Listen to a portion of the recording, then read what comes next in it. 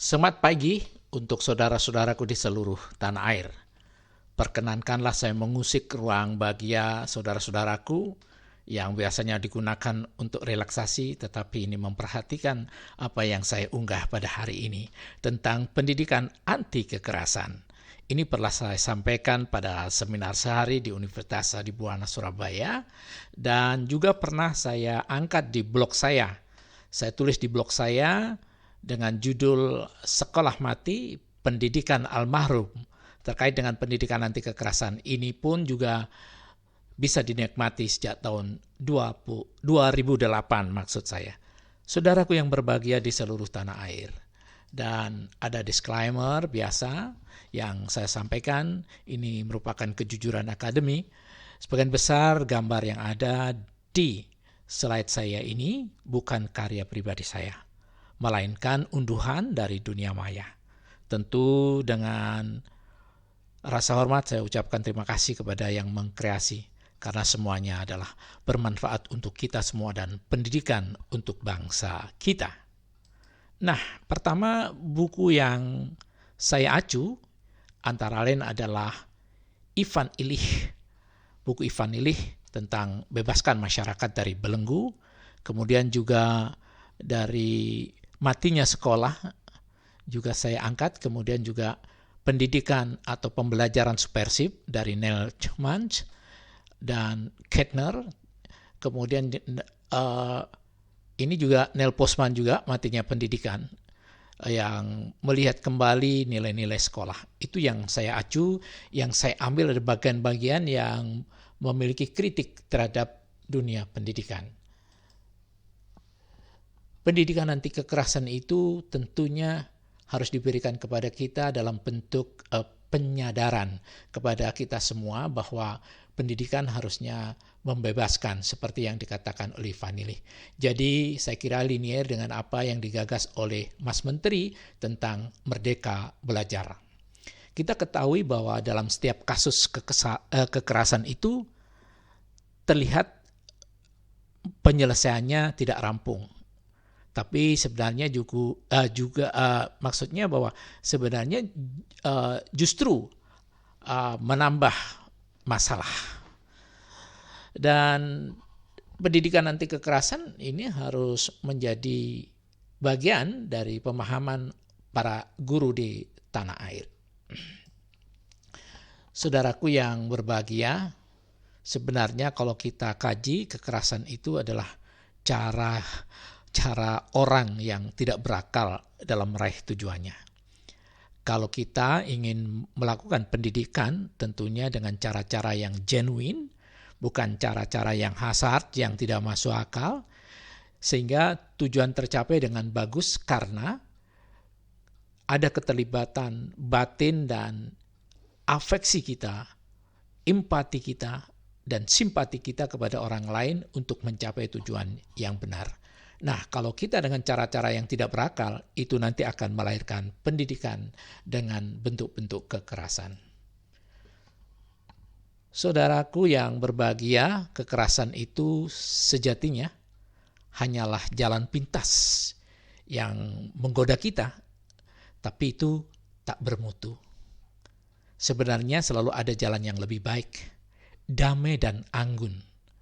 Jadi pendidikan anti kekerasan itu sense of cita rasanya adalah damai dan harmonisasi.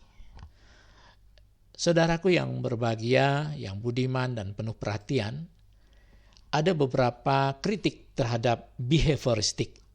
Selama ini yang berkembang adalah behavioristik, bahwa seseorang dilihat dari perilakunya, dan sebenarnya kritik yang diberikan pada behavioristik itu antara lain bahwa ternyata peserta didik hanya mendapatkan pembelajaran berdasarkan apa yang diberikan pada guru. Jadi tidak kreatif, miskin inovasi, dan bahkan wawasan tidak berkembang. Karena apa? Diatur di dalam suatu koridor dengan disiplin, tata urut, dengan konstruksi yang dibuat oleh guru. Tidak ada merdeka belajar seperti memilih. Kecenderungan adalah pedagogi. Guru memberikan kepada siswanya. Seharusnya harus berani pada ya bukan pedagogi. Jadi ada hautagogi, yakni memberikan kebebasan memilih kepada anak didik kita. Ini harus dilakukan, tetapi ini sebuah revolusi tentunya yang harus kita lakukan secara bersama-sama dan perlu juga payung regulasi yang diberikan kepada kita semua dari pemerintah. Kemudian saudara-saudaraku yang budiman, bahwa kadang-kadang siswa tidak diajarkan untuk berkreasi sesuai dengan perkembangannya. Ini menyalahi kodrat. Ini tidak selaras dengan apa yang didawuhkan oleh Ki Hajar Dewantara. Beliau mengatakan bahwa anak harus dikembangkan sesuai dengan bakat yang dimilikinya.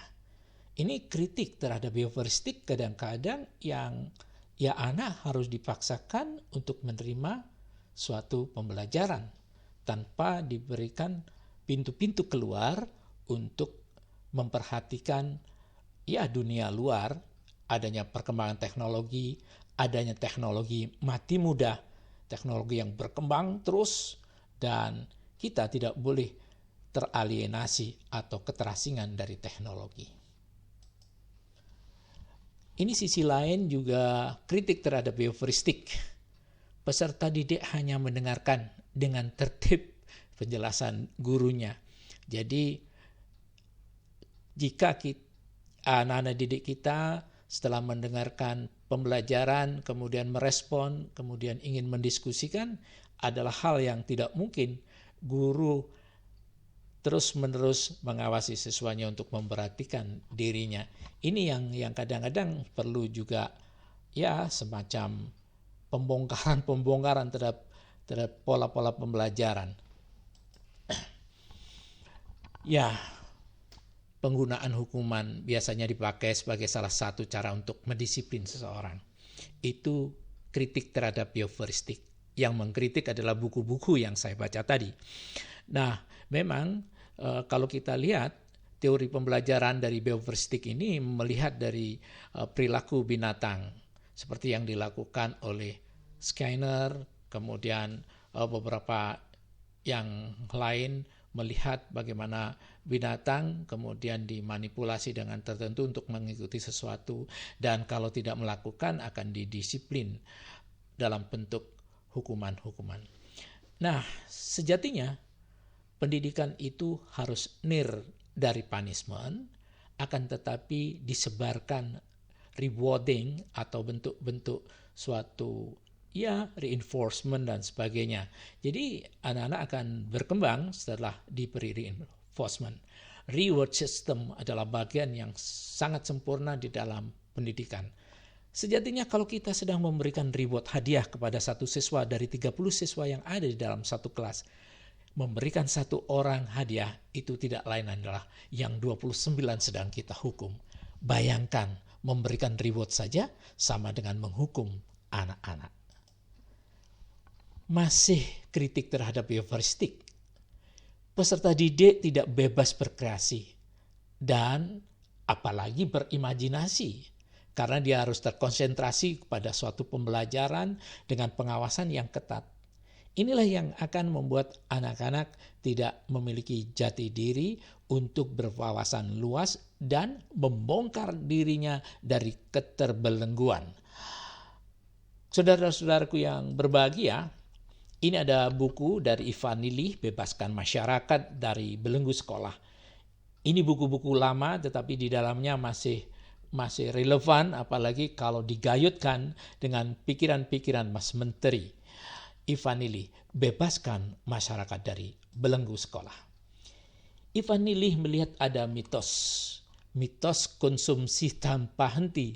Artinya mitos ini diberikan kepada kita semua sehingga di otak kita semuanya sudah mengatakan bahwa ini adalah pembenaran, bahwa semuanya diukur dengan nilai, ada paket-paket nilai, ada kemajuan abadi yang dimiliki, dan mitos ritual ya sebuah sekolah itu harus memiliki ya tempat penilaian di sekolah diadakan ya kejuaraan-kejuaraan yang tujuannya tidak memberikan atau memperluas mereka melakukan inovasi atau berpikir liar.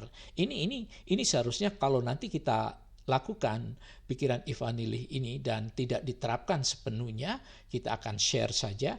Tentu ada sisi lain, kita membuka peluang kepada mereka untuk berpikir bebas kepada anak-anak kita, di samping berpikir yang tertata, terstruktur yang selama ini dijalankan. Saudaraku, kakak-kakak, dan kawan-kawan di seluruh tanah air yang berbahagia, ini ada lagi tulisan seorang orang dari Neil Postman dengan Charles Wagner, mengajar sebagai aktivitas subversif. Wow, tentu kita akan kaget sekali mengapa ada aktivitas subversif mengajari itu. Di mana subversifnya?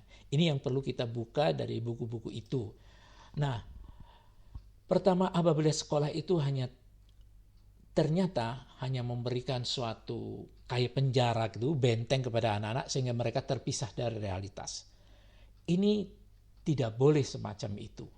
Ini akan dikatakan oleh seorang orang bernama Marshall McLuhan bahwa ini adalah pembelengguan kepada mereka, sehingga anak-anak tidak bebas untuk berpikir dan berimajinasi.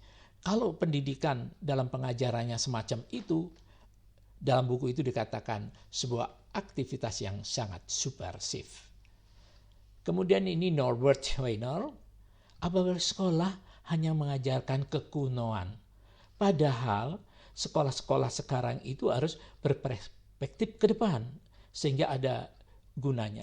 Ingat bahwa kurikulum juga mengalami mati muda.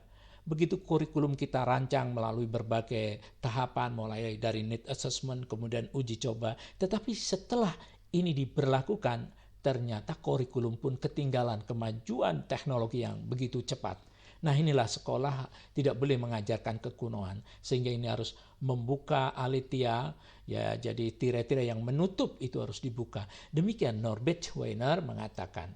Dan apabila ternyata sekolah itu didasarkan pada rasa takut, itu Jerome Burner yang mengatakan bahwa kita seharusnya sekolah itu adalah bebas dari rasa ketakutan. Freedom of fears. Kita tidak boleh takut. Justru dengan sekolah ini orang akan menjadi pemberani karena semuanya akan dinisbikan dengan pengetahuan-pengetahuan. Dan inilah yang harus dikembangkan kepada kita sekalian untuk membekali anak-anak kita dari rasa takut itu. Kalau itu dilakukan, maka kita termasuk pengajar yang subversif. Demikian kata buku itu. Juga Carl Rogers mengatakan apabila ternyata sekolah menyebabkan keterasingan, sungguh sangat tidak masuk akal. Ini akan dinyatakan dehumanisasi apabila pembelajaran justru menyebabkan keterasingan. Saudara-saudaraku yang berbahagia, itu buku-buku yang saya baca. Masih ada lagi Paul Goodman yang mengatakan apabila sekolah itu menghukum kreativitas dan independensi seseorang. Nah, sebenarnya di sini adalah titik pangkal kita. Bagaimana seorang orang itu dibebaskan untuk menari-nari bagaikan sirkus yang melompat-lompat. Tetapi kita mengawasinya dan memberikan sesuatu direction kepada mereka. Dan guru cenderung menjadi navigator yang hebat dan bijak. Dan inilah yang akan terbentuknya, yang akan membentuk sebuah kreativitas kepada anak-anak kita. Itu yang bisa saya sampaikan. Terima kasih dan sampai jumpa.